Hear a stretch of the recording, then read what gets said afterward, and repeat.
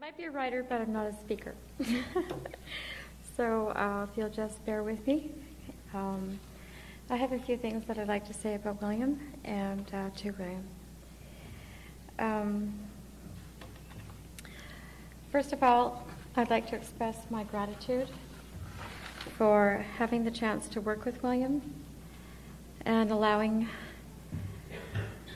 to be let loose with my own creativity on his page.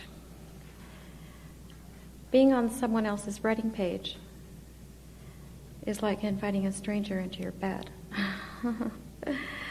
You just don't give that privilege to anybody. And William, thank you for allowing me onto your page to assist with the editing of these two books. I'm very proud.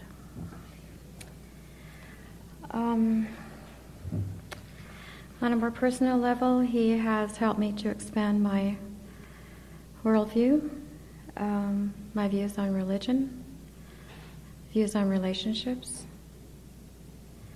and he has given me an insight into a man's walk in this world that I never before would have dreamed.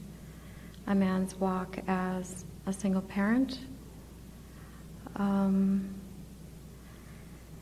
and I'll get to that after.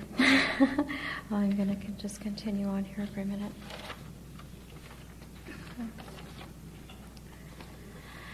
As writers, we kind of have, as Leonard Cohen says, a secret life. A life where there's sometimes just no room for anybody else, no one. And unfortunately, sometimes this means there's no room for our children, our spouses, our lovers.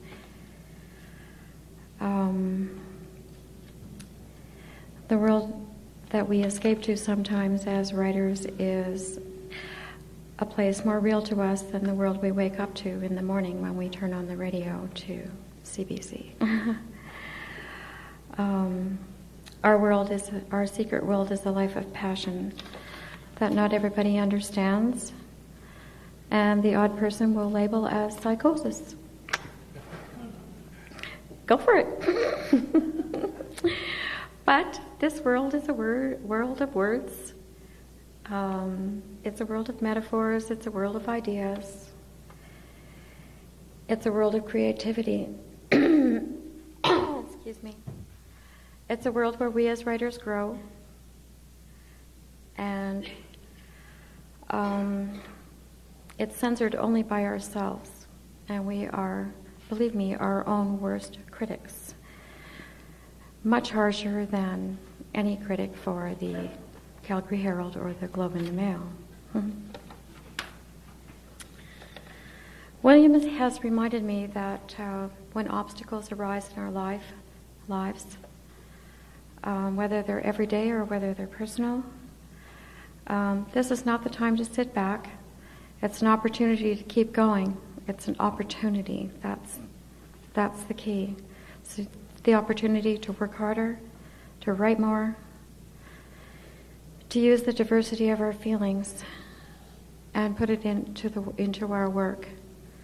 Use those feelings to evoke the emotion and the creativity within us. The passion of these things fall back onto the page, and we grow as artists with each written sentence, freeing ourselves to move forward in our genres and continue to create as artists. In William's words, what's the alternative? For some of us, it's death. And if I can quote William once again, it's the death of an artist. So we keep going. Unlike a myriad of other writers and artists, Virginia Woolf, Sylvia Plath, and so many more who do choose death. William is strong, he is determined, he is talented. He uses diversity to move forward in the world, and I commend him for that. Way to go, William.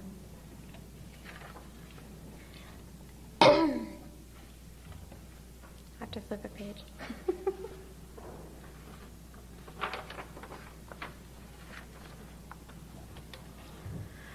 Diversity comes in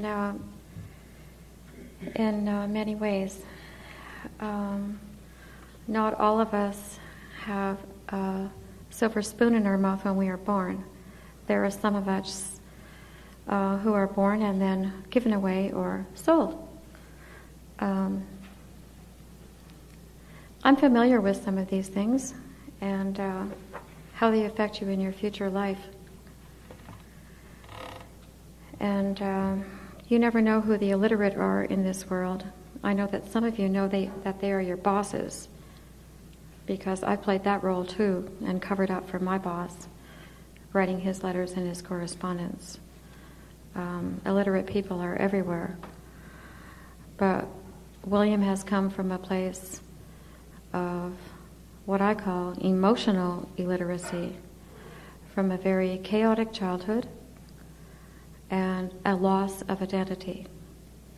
And William has come from that place to publishing, I believe it's 28 books tonight, including The Cracked Mirror and The Sound of One Hand Waving Goodbye. And I applaud you on that, William.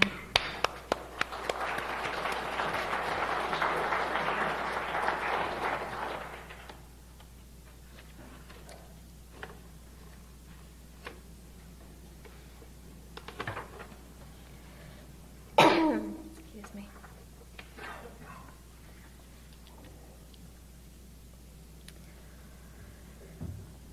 William was adopted out as a child, and if you can believe it, he was christened, if I may say. William, may I say? William Earl Roberts Coombs. Earl Roberts. A name that was preaching to the world at that time back in the 50s. And then the young boy with the name of Oral Roberts was told to shut up, not say anything, not ask questions, just accept. Now that's pretty hard for a little boy to do who's named Oral Roberts. So little Oral Roberts, as best as he could write, started to write. And in his search for who his real parents were and who he was in the world and what his name really was, wrote a primitive suicide note that began his writing career. And as on the back of his books, as you'll read, by 17 had written his first novel. And this has been William's coping mechanism. And this has gone far beyond coping into a writing career. And I'm very proud of William for going from that first novel to number 28.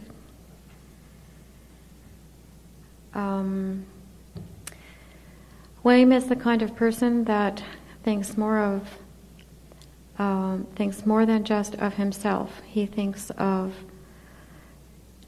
as God has said, he thinks of the community, the arts community as a whole.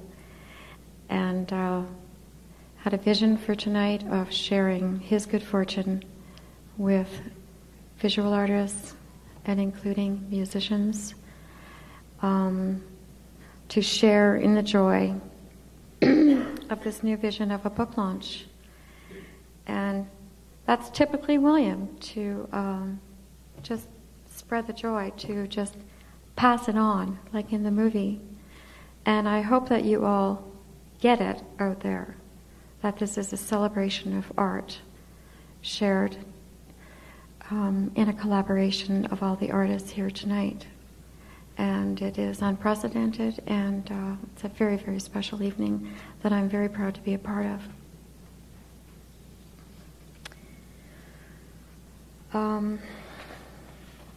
William is a man of high morals. He's a man that displays no pretense, who is honest and very straightforward. What he tells you, you can count on as believing true. And I think I just got a sign that my time is up. So, as a friend of William's, as I said again, I'm very honored to have been allowed a place on his page to spread a little bit of my own self blended with his. And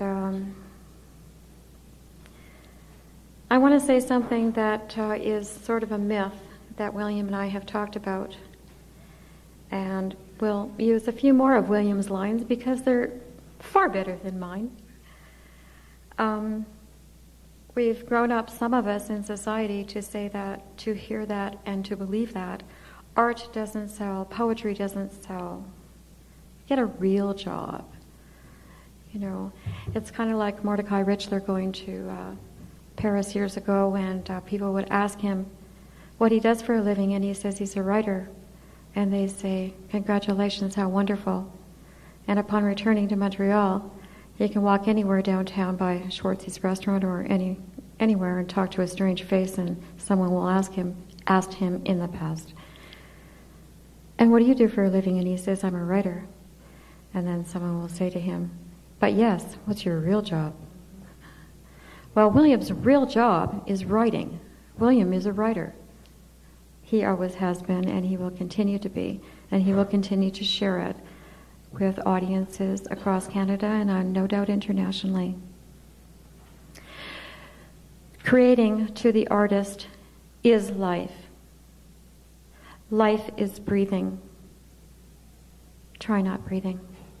Thank you.